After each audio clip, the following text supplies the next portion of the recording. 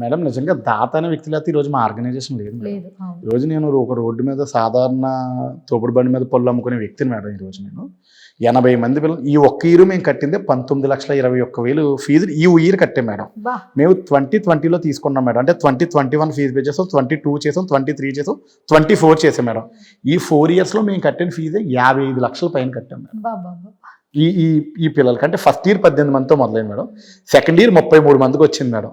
Third year వచ్చేటికి 56 అయింది. Fourth year complete అయ్యేటికి 80 మంది పిల్లలు. అంటే ఈ ఇయర్కి పిల్లలు పెరుగుతూ వస్తున్నారు మేడం. అలా ఈ 4 ఇయర్స్ మేము కట్టింది ఒక 55 లక్షల పైన ఫీజులు దాతల సాగంతో. ఇక్కడ ఏంటంటే దాతలు మనల్ని కాంటాక్ట్ అవ్వడానికి reason main social media madam. అంటే మనం చేసే ప్రతి మంచి కార్యక్రమాన్ని కూడా మా కాకినాడలో కొన్ని సోషల్ మీడియా పేజెస్ ఉన్నాయి మేడం. అలాగే మీడియా మేడం మనం చేసే మంచిని వాళ్ళు చూపించడం ద్వారా దాతలు ఒక పలానా ఆర్గనైజేషన్ ఇలా తండ్రిని కోల్పోయిన పిల్లల్ని చదివిస్తుందని సహాయం కావాల్సిన వాళ్ళు బ్లడ్ బ్యాంక్ ఎలా వస్తున్నారో మా దగ్గరికి సహాయం చేయండి. సహాయం చేసే వాళ్ళు కూడా మమ్మల్ని ఫోన్ చేసి సతీష్ మీరు మంచి పని చేస్తున్నారు, నేను ఒక పాపనో బాబునో చదివిస్తాను.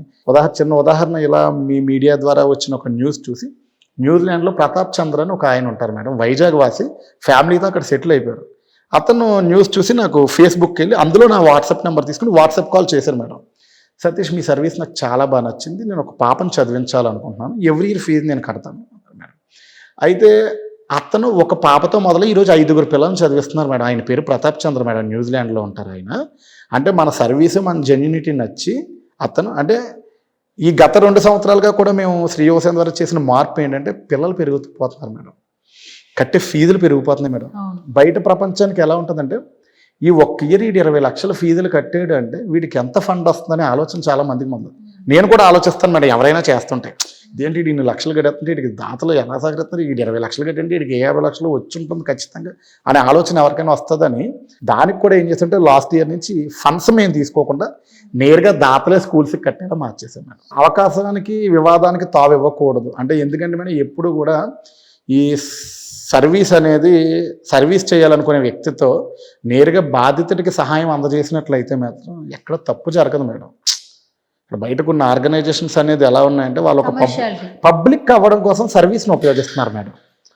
వాళ్ళ పబ్లిక్ అవ్వడం కోసం సర్వీస్ని వాళ్ళు వినియోగించడం జరుగుతుంది మేడం.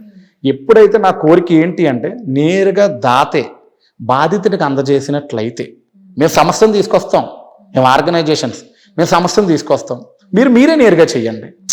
మీరు మా అకౌంట్కి వేయడం, మేము మా అకౌంట్ నుంచి వాళ్ళకి ఏదో ఇవ్వడం కన్నా డైరెక్ట్ ఎవరైతే డోనర్ ఉన్నారో వాళ్ళతో సహాయం అందించవచ్చు. ఇప్పుడు హాస్పిటల్ బిల్లు కట్టాలి మేడం, హాస్పిటల్కి మీరే కొట్టండి, హాస్పిటల్లో ఫోన్పే ఉంటుంది, అకౌంట్ ఉంటుంది. స్కూల్కి కొట్టాలి, స్కూల్కే కొట్టండి. లేదా వస్తువు ఇవ్వాలి, ఒక మిషన్ ఇవ్వాలనుకుంటున్నాం, మిషన్ షాప్కే కొట్టండి. నా రిక్వెస్ట్ డొనేషన్ చేసే వ్యక్తులకి ఏంటంటే మీరు మాలాంటి వాళ్ళకి మేము సమస్యలు తీసుకొస్తాం మీ దగ్గరికి, నిజమా ఇది కాదా అని ఎంక్వైరీ చేస్తాం, మా ఖాళీ సమయంలో వెళ్తాం, ఆ కుటుంబాన్ని అన్నీ చూస్తాం. అది మీ దృష్టిలో పెట్టండి, మీరే నేరుగా చెయ్యండి. అంటే ఎందుకంటే అప్పుడు మమ్మల్ని విమర్శించడానికి ఎవరికి హక్కు ఉండదు, అలాగే ఇందులో తప్పు చేయాలనుకున్న వారికి అవకాశం ఉండదు మేడం. దాతలే బాధ్యతలకు అందజేస్తే ఎక్కడ తప్పు జరగదు కదా మేడం ఇక్కడ. సూపర్ అనేది నా కోరిక మేడం. మీలో చాలా మంచి లక్షణాలు ఉన్నాయి. నేను ఒకటి వింటూ ఉంటాను, కాకినాడలో ఉన్నటువంటి వాళ్ళకి మమకారం ఎక్కువ, ప్రేమలు ఎక్కువ, అభిమానం ఎక్కువ అని వింటూ ఉన్నా. బట్ ఇప్పుడు మిమ్మల్ని చూస్తుంటే తెలుస్తుంది, అంటే మీరు మంచి చేయాలనే ఉద్దేశం ఉన్నా కూడా అది చాలా కరెక్ట్ వేలో చేస్తున్నారు. అంటే మిమ్మల్ని ఎవరు అనకుండా ఇన్ ఫ్యూచర్ మీరు చేసే సహాయం ప్రతిదీ కూడా ఆ సహాయం తీసుకునే వాళ్ళకి మేలు చేసే దిశగా మీ అడుగులు పడుతున్నాయి. సో స్వీట్ ఆఫ్ యూ అండి. మిమ్మల్ని చూసి ఇంకా చాలా మంది ఇన్స్పైర్ అవుతారు. అంటే ఈ కాలం జనరేషన్ అయినా కూడా ఎంతో మందికి మీరు ఇందాక ఒక మంచి పాయింట్ చెప్పారు, సోషల్ మీడియా ద్వారా మేము చాలా హెల్ప్ తీసుకున్నాం, సోషల్ మీడియా రావడం మాకు బాగుందన్నారు. ఇదే సోషల్ మీడియా వల్ల చాలా నెగిటివ్ వేస్లో ఆ దారులను సెలెక్ట్ చేసుకుని ఎంతోమంది ఇబ్బందులు పడుతున్నారు. ఇప్పుడు మీరు అన్నట్టు మనం చూసే విధానం బట్టి మీరు చాలా పాజిటివ్గా యూజ్ చేసుకుంటున్నారు సోషల్ మీడియాని. ఎంతో మంది మార్నింగ్ లేస్తే సోషల్ మీడియాని ఎలా యూజ్ చేస్తున్నారో మన అందరికీ తెలుసు. సైబర్ నేరగాళ్ళు వస్తున్నారు, బెట్టింగ్ యాప్స్ వస్తున్నాయి, అసలు లోన్స్ తీసుకుని వాళ్ళు సూసైడ్ చేసుకుంటున్నారు, చాలా జరుగుతున్నాయి. ఇంత జరుగుతున్నా కూడా ఈ సోషల్ మీడియా ప్లాట్ఫామ్ ద్వారా ఎన్నో మంచి కార్యక్రమాలు చేస్తున్నారు సతీష్ గారు.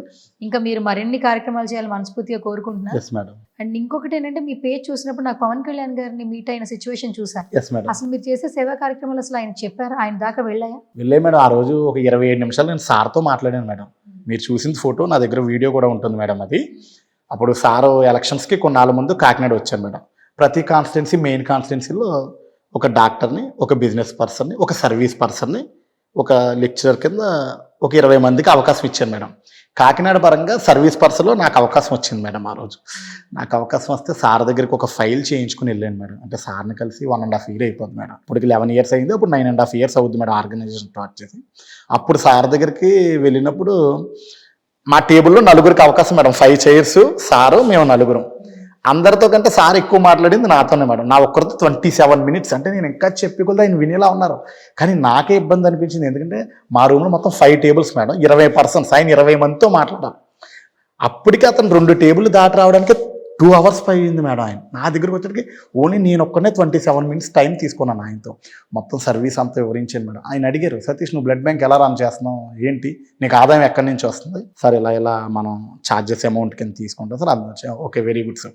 "మీరు ఇన్ని లక్షల రూపాయలు దాతల నుంచి అదే కడుతున్నారు కదా, మీరు పిల్లల ఫీజులు అయ్యేలా."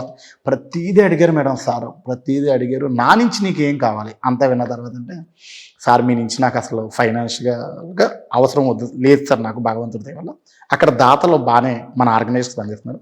నేను తీసుకొచ్చిన బుక్లెట్ మీద డొనేట్ బ్లడ్ సేవ్ లైఫ్ అని ప్రింట్ వేయించుకుని కావాలని వచ్చాను సార్. దాంతో ఒక ఫోటో ఇవ్వండి.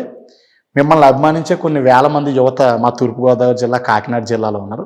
మీతో నాతో ఒక ఫోటో చూసినట్లయితే వాళ్ళు మన బ్లడ్ బ్యాంకో లేదా బయట ఎక్కడో డొనేట్ బ్లడ్ సేవ్ లైఫ్ అని చేస్తారు. సూపర్. కొన్ని వందల వేల ప్రాణాలను మేము ఆ ఒక్క ఫోటో ద్వారా కాపాడగలం సార్ ప్రమోట్ అంటే, చేసినట్టు ఉంటుంది. ప్రమోట్ చేసినట్టు ఉంటుందంటే సార్ అలా భుజం మీద కొట్టి ఆ రోజు ఆ ఫోటో ఇచ్చారు మేడం. అంటే సార్ని కలిసి బయటకు వచ్చిన తర్వాత అదంతా ఒక కళ్ళ అనిపిస్తుంది మేడం. ఆయనతో ఉన్నంతసేపు ఉంది, బయటకు వచ్చిన తర్వాత మాకు అదంతా ఒక కళ్ళ అనిపించింది. చాలా హ్యాపీ అనిపించింది. మాకు ఎంకరేజ్మెంట్ మేడం. అంటే దీనికి కర్తాకరం ఈరోజు శ్రీ యువసేన ఈ స్థాయిలో ఉంది. కొన్ని వేల మందికి సమయానికి బ్లడ్ అందించాం, లేదా అక్కడ చాలా మందితో అవయవదానం మీద సంతకాలు చేయిస్తాం. ఎవరైనా చనిపోతే ఆ కళ్ళు అనేది అక్కడ బాదం బాలకృష్ణ ల్యాబ్ ద్వారా కార్నియా డొనేషన్ చేయించడం చేస్తాం. వీటన్నిటికీ కూడా మాకు ఆదర్శం చిరంజీవి గారు మేడం. ఆయన స్ఫూర్తితోనే ఈరోజు మన శ్రీ యువసేన ఈ స్థాయిలో ఉంది అంటే మాత్రం గాడ్ మేడం మా అందరికి చిరంజీవి గారు. ఆయన మేడం చిరంజీవి గారు.